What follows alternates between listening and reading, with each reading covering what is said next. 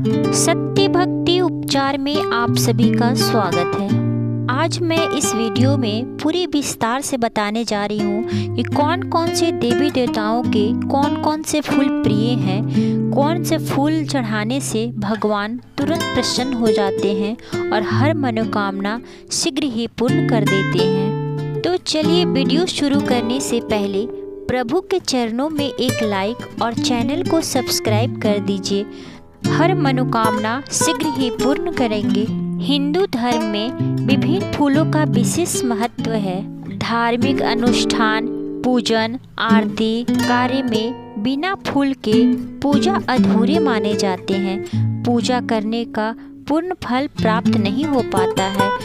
ऐसा माना जाता है कि देवताओं को उनकी पसंद के फूल चढ़ाने से वे अति प्रसन्न होते हैं और साधक की हर मनोकामना, हर इच्छा शीघ्र ही पूरी करते हैं। भगवान श्री गणेश को तुलसी दल छोड़कर सभी प्रकार के फूल चढ़ाए जा सकते हैं। तुलसी चढ़ाकर गणेश भगवान की पूजा कभी नहीं की जाती है। गणेश जी को दुर्वा चढ़ाने का परंपरा है।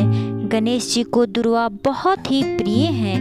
दुर्वा के ऊपरी हिस्से का 3 पत्ती वाला या 5 पत्ती वाला ही दुर्वा चढ़ाना अति उत्तम माना जाता है। इसलिए हर बुधवार को भगवान गणेश को दुर्वा अवश्य चढ़ाएं। इससे हर मनोकामना शीघ्र ही पूरी होती है। भगवान शंकर को धतूरे का फूल, हरसिंगार, नाग केसर के सफ़ेद पुष्प, सूखे कमल के गट्टे, कनेर, कुसुम, कुश, आँख आदि बहुत प्रिय हैं। इन सारी फूलों को चढ़ाने से महादेव तुरंत ही प्रसन्न हो जाते हैं। वैसे तो भोलेनाथ एक लोटे जल में ही प्रसन्न हो जाते हैं। भगवान शिव शंकर को केवड़े का पुष्प कभी नहीं चढ़ाना चाहिए, यह वर्जित माना गया है।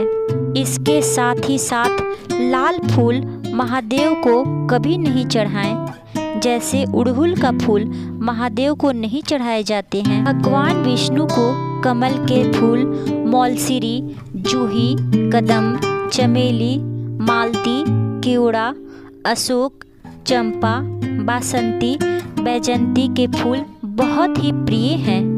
इसके साथ ही साथ भगवान विष्णु तुलसी दल से शीघ्र ही प्रसन्न हो जाते हैं। बिना तुलसी दल के भगवान भोग का ग्रहण नहीं करते, इसलिए भगवान विष्णु को भोग लगाते समय तुलसी दल अवश्य चढ़ाएं। कार्तिक मास में भगवान विष्णु केतकी के फूलों से पूजा करने से विशेष रूप से प्रसन्न होते हैं। लेकिन भगवान विष्णु जी पर आक, धतूरा, शिरीष, सहजन, सेमल, कचनार, गुल्लर इन सारी फूल भगवान विष्णु पे नहीं चढ़ाए जाते। भगवान सूर्य देव की उपासना कुटज के पुष्पों से की जाती है। इसके अलावा भगवान सूर्य को कनेर का पुष्प, कमल के पुष्प, चंपा, पलाश, अशोक, आँख इन सारी फूल भी चढ़ा सकते हैं। इससे भगवान सूर्य अति प्रसन्न हो जाते हैं और पुत्र पत्नी का दीर्घायु उम्र करते हैं। भगवान श्री कृष्ण को कुमुद, करवरी, चनक, मालती, पलाश और वनमाला बहुत प्रिय हैं। माँ पार्वती को शंकर भगवान को चढ़ने वाले पुष्प माँ भगवती को बहुत प्रिय हैं। इसके अलावा बेला, सफ़ेद या लाल कमल के फूल, पलाश, चंपा के फूल चढ़ाए जा सकते हैं। इसी के साथ ही साथ माँ पार्वती को उड़हल का लाल फूल अति प्रिय है। माता को लाल फूलों से पूजा करना शुभ माना जाता है। माता लक्ष्मी को कमल का फूल सबसे प्रिय है, वो भी लाल कमल का फूल, और पीला फूल चढ़ाकर भी माता को प्रसन्न किया जा सकता है। इन्हें लाल गुलाब काफ़ी प्रिय हैं। लक्ष्मी पूजा के दिन लाल गुलाब या लाल कमल का फूल चढ़ाने से माता धन्य दान की कभी कमी नहीं होने देती। माता काली को उड़हुल का फूल बहुत पसंद है। ऐसा मान्यता है कि इनको 108 लाल रंग के उड़हुल के फूल अर्पित करने से सारी मनोकामना शीघ्र ही पूर्ण हो जाती है। हनुमान जी को भी लाल पुष्प अति प्रिय हैं। इनको भी लाल उड़हुल का फूल, लाल गुलाब, लाल गेंदा आदि पुष्प चढ़ाए जाते हैं। माता दुर्गा को भी लाल उड़हुल फूल अति प्रिय हैं। इसके साथ ही साथ लाल गुलाब का फूल चढ़ाया जाता है। नवरात्रि में माता को प्रसन्न करने के लिए लाल फूल जरूर अर्पित करें। लाल उड़हुल फूल चढ़ाने से माता अति प्रसन्न होती हैं और हर इच्छा पूर्ण करती हैं। माँ सरस्वती जो विद्या देने की माँ है, माता सरस्वती को प्रसन्न करने के लिए पीले रंग का फूल चढ़ाएं या फिर सफ़ेद रंग के फूल चढ़ाएं। सफ़ेद गुलाब, सफ़ेद कनेर या पीले गेंदे का फूल, सफ़ेद उड़हुल का फूल माता को अति प्रिय हैं।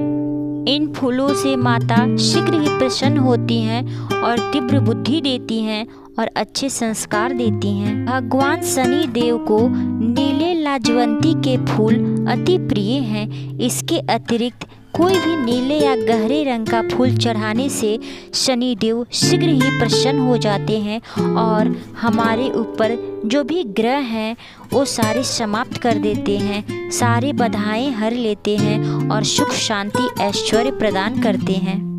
इसके साथ ही साथ इन बातों का ख्याल रखना आवश्यक है। किसी भी भगवान को पूजा करते समय सूखे फूल या बासी फूल से नहीं करना चाहिए। ऐसा करने से पूजा का पूर्ण फल प्राप्त नहीं होता है। इसलिए भगवान को हमेशा ताजे पुष्प से ही पूजा करनी चाहिए, अन्यथा फूल न चढ़ाएं। वहीं दूसरी ओर कमल के फूल को लेकर यह मान्यता है कि कमल का पुष्प 10 से 15 दिनों तक बासी नहीं माना जाता। इसलिए 10 से 15 दिनों के बीच में आप कमल का फूल चढ़ा सकते हैं, यह बासी नहीं माना जाता। चंपा की कली के अलावा किसी भी दूसरे पुष्प की कली देवताओं को अर्पित नहीं करनी चाहिए। एक चंपा का ही फूल है जिसकी कली भगवान को समर्पित कर सकते हैं, अन्यथा दूसरे पुष्प के कली भगवान के चरणों में या भगवान को नहीं चढ़ाए जाते। फूलों को हाथों में रखकर हाथों से भगवान को अर्पित किया जाता है, नहीं कि प्लेट में रखकर प्लेट से ही अर्पित करें। ऐसा करने से पूजा करने का पूर्ण फल नहीं मिलता। इसलिए पुष्प को अपने हाथों में रखकर ही भगवान को अर्पित करें। फूलों को अर्पित करने के लिए पुष्प को सबसे पहले किसी पवित्र पात्र में रखें। इसके बाद पात्र से लेकर ही देवी देवताओं को अर्पित करना चाहिए। तुलसी के पत्तों को भी 11 दिनों तक बासी नहीं माना जाता। इनकी पत्तियां हर रोज जल छिड़क कर पुनः भगवान को अर्पित किया जा सकता है। धर्म शास्त्रों के अनुसार भगवान शिव शंकर को बेलपत्र अति प्रिय है। बेलपत्र 6 माह तक वासी नहीं माना जाता, अर्थात 6 महीने तक किसी भी बेलपत्र को बासी नहीं माना जाता। इन्हें जल छिड़क कर पुनः शिवलिंग पर अर्पित किया जा सकता है। दूसरी ओर यदि आपके पास बेलपत्र नहीं है तो महादेव के शिवलिंग पर चढ़ा हुआ बेलपत्र को लेकर अच्छे से धोकर उस पर चंदन तिलक लगाकर महादेव को दोबारा अर्पित कर सकते हैं। बेलपत्र बासी नहीं माना जाता। चढ़ा हुआ बेलपत्र को पुनः धोकर चढ़ाया जा सकता है। प्रिय भक्तों, इस प्रकार के वीडियो देखने के लिए प्लीज़ सत्य भक्ति उपचार चैनल को सब्सक्राइब कर लें और बेल आइकन को प्रेस कर लें, ताकि आने वाला हर वीडियो सबसे पहले आप तक पहुंच सके। धन्यवाद।